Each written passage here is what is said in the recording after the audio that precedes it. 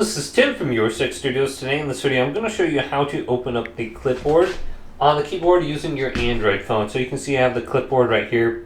So if I were to copy something, it should appear there. Now if this is not turned on and you don't see this toolbar, what we want to do is go to Settings.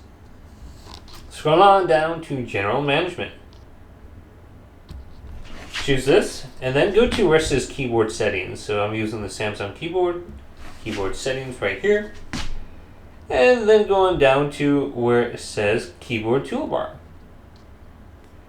Now make sure this is turned on, otherwise the keyboard option for that will not show up, so you can't see it anymore for that, so you have to turn this on.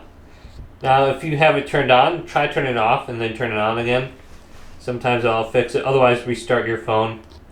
But hopefully this video did indeed help you out. If it did, leave it a big thumbs up and subscribe to my channel down below.